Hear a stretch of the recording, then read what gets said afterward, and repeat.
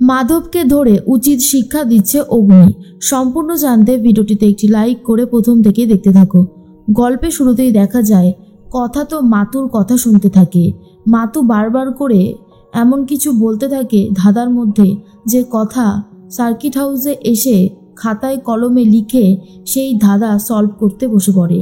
আর তখনই কথা বুঝতে পারে এই কেসটার সাথে এমন কিছু রয়েছে যেটা খুবই জটিল, যেই কেসটার সম্পর্কে গ্রামবাসীরাও জানে না। এরপরেই বুঝতে পেরে যায় যে মাছের পেটে করেই কোনো কিছু একটা চালান করা হচ্ছে। তারপরের লাইনটা যখন বুঝতে পারে তখন অগ্নি বলে, তোর কি মনে হয় কি পাচার করা হতে পারে? কথা বলে মন্দিরের ভাস্কর্য শিল্প, সব কিছু পাচার হয়ে যাচ্ছে বিদেশে। এবার আমি সবটা ভালো করে বুঝতে পেরেছি। মাধব যখন আমাদেরকে মাছ দেখালো তখন আমরা কিন্তু কেউ মাছের পেট খেয়াল করিনি। যদি আমি ভুল না হই তাহলে আমি 100% নিশ্চিত মাছের পেটে করেই কোনো একটা জিনিস পাচার করার চেষ্টা করা হচ্ছে, আর এটা আমি খুব ভালো মতন বুঝতে পারছি। অগ্নি তখন বলে, ঠিকই বলেছিস, এখন আমারও এটাই মনে হলো। কথা বলে আমরা ওই মাধবকে ধরলেই সমস্ত সত্যিটা খুব তাড়াতাড়ি জানতে পারবো। এর মধ্যেই প্রত্যয় চেকপোস্টগুলোতে ফোন করে বলে দেয় যে বদ্রিখালি থেকে যে কটা পেটি যাবে বাইরে মাছের পেটি, সেগুলো যেন ভালো করে সার্চ করে তারপরেই ছাড়া হয়। অগ্নি মনে মনে ভাবে মাধবকে ধরে দুঘা দিলেই ওর মুখ থেকে সত্যি বলানো যাবে। তখনই কথা বলে, পাচক মশাই, আপনি যদি এতটা পরিমাণে রেগে যান, ওকে মারধর করেন, তাহলে কিন্তু কোনো কিছুর সলিউশন হবে না। আমাদেরকে যা করতে হবে মাথা ঠান্ডা করে করতে হবে, বোঝার চেষ্টা করুন। তখনই কথা ভাবে যেভাবেই হোক জুনিকে খুঁজে বার করতে হবে। জুনি হয়তো এসব কিছু জেনে গিয়েছিল, তাই জন্যই জুনিকে ওরা সরিয়ে দিয়েছে। এখন তো সেটাই মনে হচ্ছে। এদিকে চাপা মানে ম্যান্ডি সব কিছু শুনে নিচ্ছে। গগনবাবুকে ডাকে আর জিজ্ঞেস করে, আচ্ছা আপনাদের গ্রামের মোড়ল মাধব, ওর বাড়িটা কোন দিকে? তখনই গগনবাবু বলে দেয়, এই কাছেই তো, তবে ওনাকে এখন পাবেন না, উনি তো জলপথে বেরিয়েছে আর কি। তখনই কথা বুঝতে পারে এবারে তো সমস্ত সত্যিটা আমার সামনে চলে এসেছে।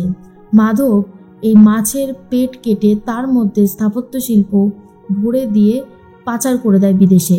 দেশীয় সম্পত্তি এইভাবে বাইরে পাচার করে দিচ্ছে, আর এটা তো একটা অপরাধীর কাজ করছে। তখনই গগনবাবুকে বললে গগনবাবু তো পুরোপুরি অবাক হয়ে যায় আর বলে, কি বলছেন ম্যাডাম, আপনার কথা তো আমি বুঝতে পারছি না। অগ্নি তখন বলে, ঠিকই বলেছে, আপনারা কি, হ্যাঁ আপনারা কিচ্ছু বুঝতে পারেননি? এই গ্রামে থেকে আপনারা এইসব ভাবতেই পারেননি, তাই না? গগনবাবু বলেন, না স্যার, যদি বুঝতে পারতাম তাহলে তো অনেক আগেই ব্যাপারটাকে আটকানোর চেষ্টা করতাম। এর মধ্যেই মান্ডবী সবটা শুনে নিয়ে তাড়াহুড়ো করে ফোন করে দেয় মাধবকে আর বলে, মাধব, এখানে কিন্তু একটা গন্ডগোল হয়ে গেছে। অগ্নি কথা এরা কিন্তু তোমাকে সন্দেহ করছে। তখনই মাধব বলে, আরে বাবা, ওরা তো আজকে আমাকে দেখে নিয়েছিল, কিন্তু আমি মাছগুলো দেখিয়ে নিজেকে বাঁচিয়ে নিয়েছি। কিন্তু ম্যান্ডি তখন বলে, আরে না না মাধব, তুমি ওদেরকে চেনো না, ওরা ডেঞ্জারাস, ওরা কি করতে পারে তুমি এখনও জানোই না। তার মধ্যেই কথা বুঝতে পারে এখানে দাঁড়িয়ে দাঁড়িয়ে কেউ আমাদের কথা শুনেছে, আর মান্ডবী যে চুলের কাঁটাটা ইউজ করে সেটা দেখে নিয়েছে কথা, কারণ সেটা পড়ে গেছিল। বুঝতে পারে চাপা এখানে ছিল, আর চাপা এখানে দাঁড়িয়ে দাঁড়িয়ে সমস্ত কথা শুনে নিয়েছে। গগনবাবুকে জিজ্ঞেস করে কথা, আচ্ছা চাপা বলে যে মেয়েটি এখানে রয়েছে না, আপনারা তাকে কতদিন ধরে চেনেন? তখনই গগনবাবু বলে, 3-4 দিন হবে, এর বেশি তো হবে না, কেন বলুন তো? তখনই কথা বুঝতে পারে এই মান্ডবী বা চাপা, কেন জানি না বারবার করে মনে হচ্ছে গন্ডগোল কিছু একটা আছেই। অন্যদিকে মাধবকে সাবধান করে দেয় মান্ডবী আর বলে, ওদের হাত থেকে কিন্তু সাবধানে থাকতেই হবে। কথা ভাবে যেভাবেই হোক আগে গ্রামের মোড়ল মাধবকে খুঁজে বার করতে হবে, তাহলেই সমস্ত সত্যিটা জানা যাবে। এর মধ্যে মাতু এসে আবারও সবটা ধাঁধা বলতে থাকে আর কথা তখন বলে, বুঝতে পেরে গেছি তোমার কথা, আর এবারেই ওই মাধবের বিনাশ শুরু হবে।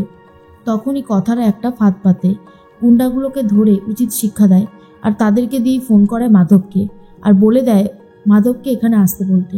গুন্ডাগুলো ফোন করেছে মাধবকে আর বলছিলাম যে একটা মূর্তি আমি লুকিয়ে ফেলেছিলাম ওদের ভয়ে, গণেশ ঠাকুরের মূর্তির নিচেই ওই মূর্তিটা রয়েছে। তুমি যেভাবেই হোক ওই মূর্তিটা নিয়ে এসো, নাহলে স্যার তো আমাকে আবার খুবই বকবে।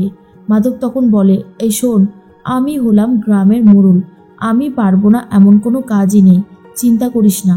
ওই মূর্তি আমি যত তাড়াতাড়ি সম্ভব ওখান থেকে সরিয়ে নেব।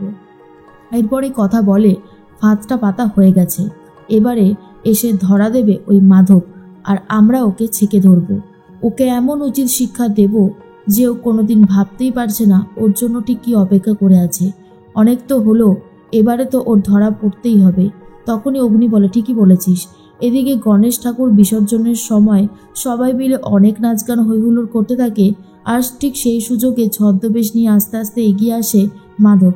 আর যখনই গণেশ ঠাকুরকে নমস্কার করতে যাবে, দেখে মানুষের পা, আর সেটা দেখার পরে তো অনেক বেশি ভয় পেয়ে যায়, আর বুঝতে পারে না এগুলো কেন হচ্ছে। আর তখন অগ্নি বাকি সবাই সামনে চলে এসেছে, মাধবকে ছেঁকে ধরে, আর মাধব কিন্তু ট্র্যাপে পড়ে গেছে অলরেডি।